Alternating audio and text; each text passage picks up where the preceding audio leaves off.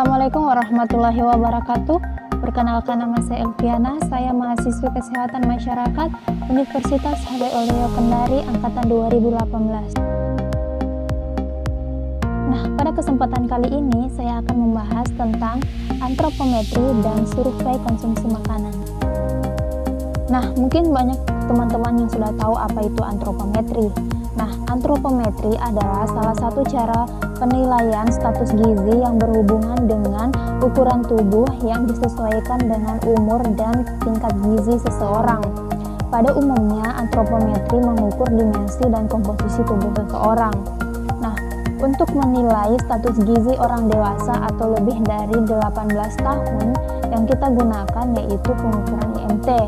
Nah, IMT merupakan perhitungan sederhana untuk memantau status gizi orang dewasa, khususnya berhubungan dengan kelebihan dan kekurangan berat badan. Nah, adapun rumus yang digunakan untuk mengukur IMT seseorang yaitu berat badan dibagi dengan tinggi badan.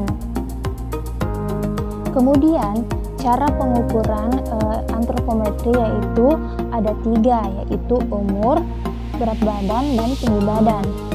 Nah, untuk umur sendiri, kita dapat menggunakan akte kelahiran, kalender lokal, daya ingat orang tua atau kejadian tertentu, membandingkan umur dengan tetangga atau kerabat yang diketahui umurnya, dan lain-lain. Nah, perhitungan umur dilakukan sampai bulan penuh atau tidak ada pembulatan. Contoh, tanggal lahir responden atau orang yang ingin kita tanya itu 3 April 2003 misalnya.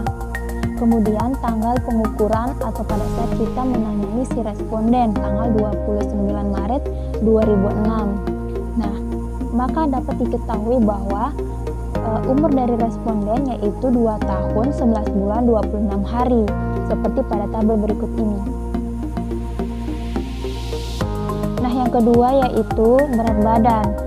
Cara pengukuran berat badan ini sendiri dapat kita lakukan. Yang pertama, terlebih dahulu periksa timbangan yang akan digunakan. Apakah sudah menunjukkan angka 0 pada keadaan seimbang atau belum. Nah, timbangan harus ditera terlebih dahulu dengan menggunakan benda yang beban yang diketahui beratnya dengan pasti. Nah, setiap kali akan melakukan timbangan, dipastikan dahulu apakah timbangan sudah menunjukkan angka 0 atau belum. Jika belum, maka timbangan di setel atau beban disesuaikan dahulu. Nah, yang kedua, orang yang akan ditimbang diminta untuk melepaskan alas kaki atau barang-barang yang dapat mengganggu pengukuran. Nah, orang yang ditimbang dipersilakan untuk berdiri tepat di tengah timbangan, sedangkan yang mengukur itu berdiri tepat di depan orang yang ditimbang. Nah, pengukuran dicatat sampai 500 mg terdekat.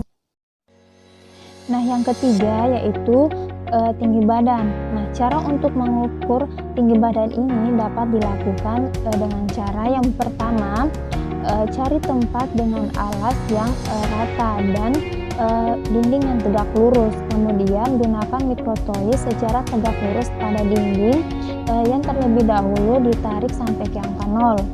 Nah, orang yang akan diukur diminta untuk melepaskan alas kaki, topi, atau barang-barang lain yang dapat mengganggu pengukuran tinggi badan. Nah, orang yang akan diukur diminta berdiri tegak dengan pandangan mata memandang lurus ke depan, bahu lurus, punggung dan pantat menempel pada dinding, kaki rapat dan tumit menempel di dinding. Kemudian mikrotois ditarik ke bawah sampai tepat di puncak kepala. Kemudian terakhir pembacaan sampai milimeter terdekat dilakukan dengan mata memandang sejajar dengan jarum penunjuk mikrotois. Nah, dalam pengukuran yang saya lakukan, saya tidak menggunakan timbangan dan mikrotois.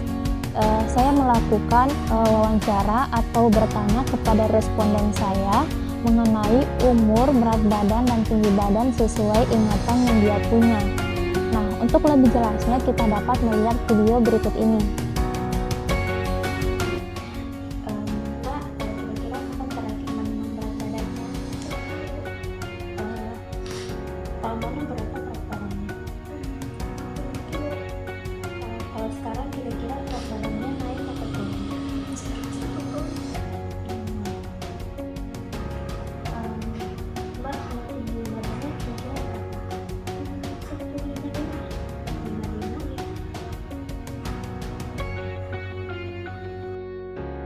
Nah, berikutnya yaitu survei konsumsi makanan. Survei konsumsi makanan di sini yaitu ada Food Recall 24 jam dan Semi FFQ. Nah, yang pertama yaitu Food Recall. Food Recall 24 jam adalah suatu cara untuk mengetahui makanan yang dikonsumsi oleh subjek dalam 24 jam atau 1 hari sebelum wawancara dilaksanakan, yaitu subjek atau anggota keluarga yang lain mengingat kembali makanan yang telah dikonsumsi oleh subjek selama 24 jam atau 1 hari sebelum wawancara.